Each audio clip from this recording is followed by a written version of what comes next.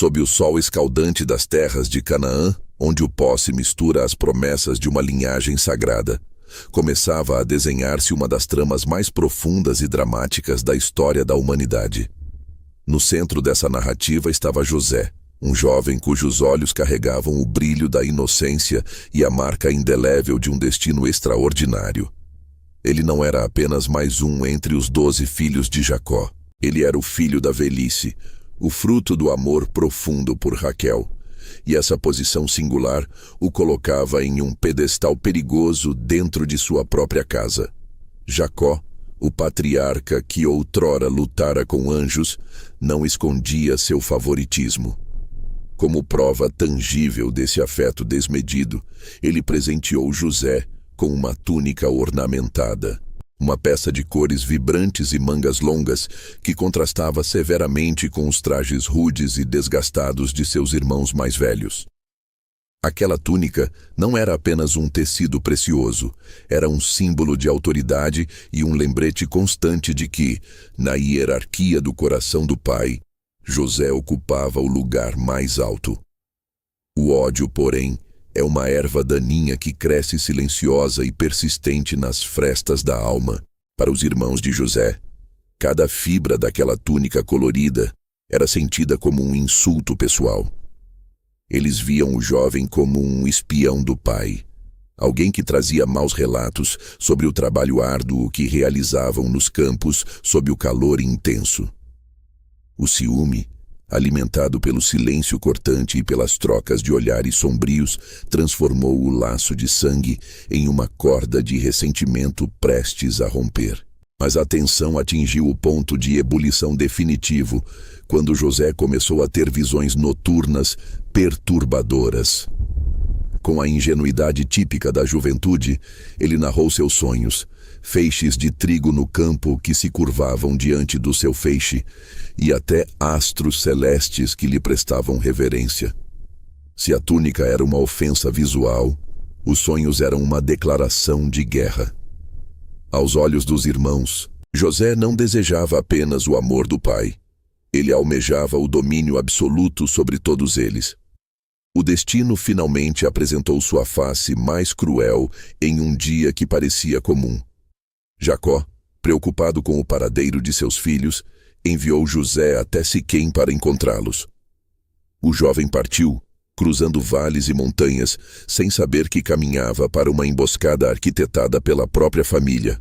Quando os irmãos o avistaram à distância, reconhecendo de longe a silhueta da túnica odiada, o veredito foi imediato. Lá vem o mestre dos sonhos, vamos matá-lo e ver o que restará de suas visões. Somente Rúben, o primogênito, tentou mitigar a tragédia, sugerindo que o jogassem vivo em um poço seco no deserto, planejando secretamente resgatá-lo mais tarde. Ao chegar, José não encontrou o abraço dos irmãos, mas mãos violentas que o despojaram de sua túnica e o lançaram no abismo escuro da terra, onde o eco de seu desespero não encontrava resposta. A angústia de José, clamando das profundezas do poço sem água, ecoava contra o silêncio indiferente dos irmãos que a poucos metros dali sentaram-se para comer. Foi então que uma caravana de mercadores ismaelitas surgiu no horizonte, carregando especiarias rumo ao Egito. Judá viu ali uma oportunidade de lucro misturada com um resquício de pragmatismo. Por que carregar o sangue do irmão se poderiam ganhar prata com ele? Por 20 moedas de prata, o preço de um escravo comum, José foi içado do poço e entregue a estranhos. Seus gritos de pavor perdiam-se no vento enquanto ele era acorrentado e levado para longe de tudo o que conhecia. Para ocultar o crime, os irmãos mergulharam a túnica no sangue de um cabrito e a levaram ao pai. A dor de Jacó ao ver o traje ensanguentado foi um grito que rasgou os céus. Ele acreditou piamente que uma fera devorara seu filho amado, mergulhando em um luto que parecia eterno. Antes de continuarmos esta jornada de superação, inscreva-se no canal e nos conte nos comentários de onde você está assistindo. enquanto o choro inconsolável de Jacó preenchia as tendas em Canaã. José entrava no território do Egito sob o sol escaldante, totalmente despojado de sua túnica, mas carregando consigo promessas que nem as correntes poderiam apagar. A poeira das estradas egípcias era apenas o começo de uma provação que testaria sua fé até o limite, em um cenário onde o jovem pastor se tornaria uma peça central no tabuleiro de um império vasto. O exílio era real, a solidão era absoluta, e o futuro de José agora dependia de forças que ele ainda não compreendia totalmente. Sua caminhada como escravo apenas começava, e o Egito, com toda a sua glória e perigo, aguardava o jovem que perdera tudo, mas que estava prestes a descobrir que o fim era apenas um novo e misterioso começo. O cruel mercado de escravos no Egito era um turbilhão de línguas estrangeiras, poeira e um calor opressivo, mas mesmo naquela condição humilhante, a postura de José o diferenciava dos demais cativos. Ele foi comprado por Potifar, o capitão da guarda do faraó, um homem de grande influência. Na casa de Potifar, a bênção divina que acompanhava José tornou-se inegável. Tudo o que ele administrava prosperava, e em pouco tempo o escravo estrangeiro foi elevado ao posto de administrador de toda a propriedade. Entretanto, a integridade de José foi colocada à prova quando a esposa de seu senhor começou a persegui-lo com propostas indecentes. Dia após dia, José resistiu, declarando que não poderia trair a confiança de Potifar, nem cometer um pecado terrível contra Deus. A rejeição feriu profundamente o orgulho daquela mulher, que, em um ato de vingança, forjou uma acusação de agressão usando uma peça de roupa de José como prova falsa.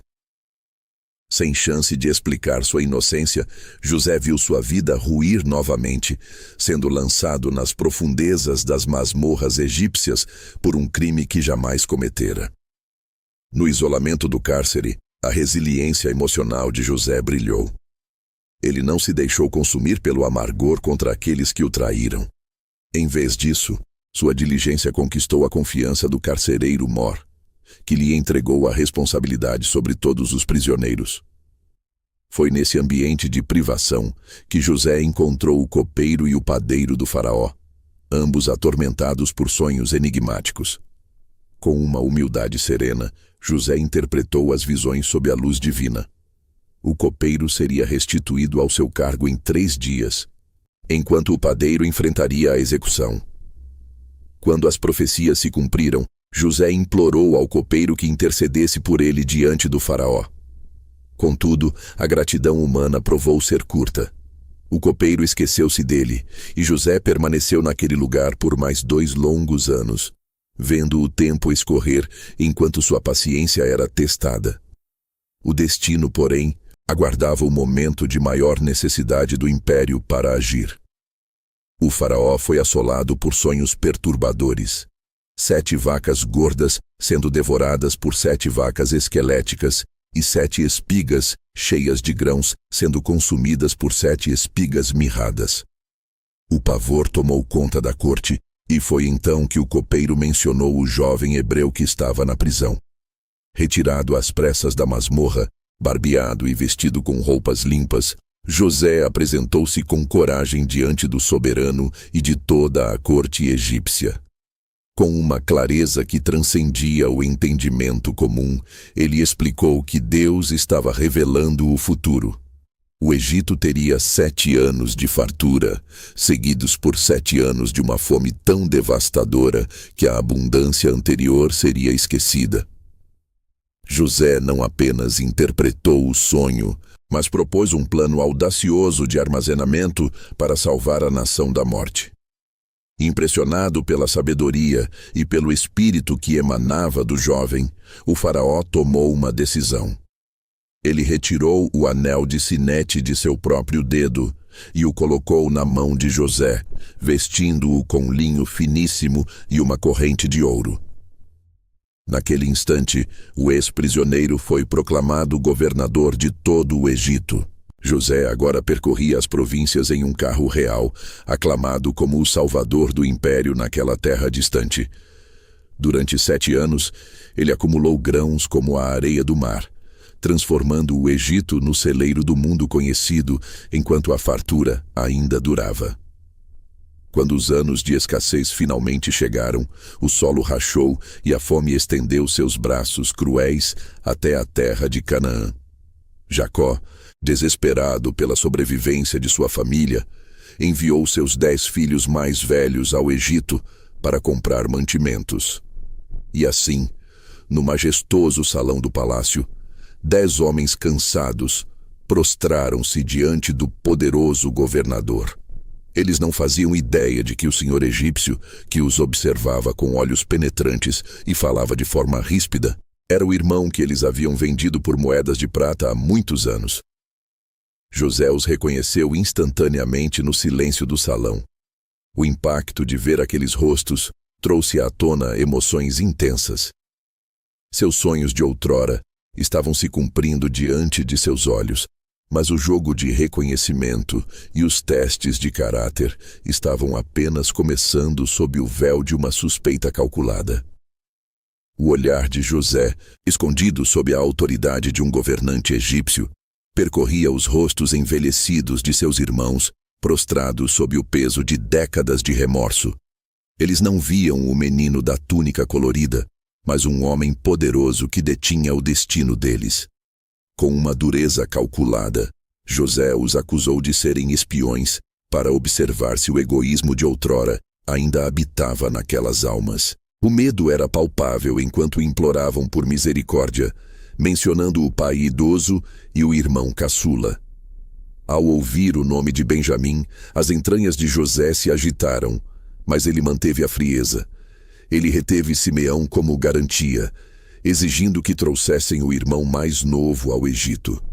O retorno a Canaã foi marcado pelo silêncio, enquanto Jacó, ao saber da exigência sobre Benjamim, sentiu que o mundo desabava. A fome tornou-se insuportável, forçando a família a retornar ao Egito com Benjamim sob a proteção de Jacó, em um gesto desesperado de preservação. José, ao ver seu irmão de sangue, teve que se retirar para chorar antes de recebê-los com um banquete. No entanto, o teste final ainda estava por vir.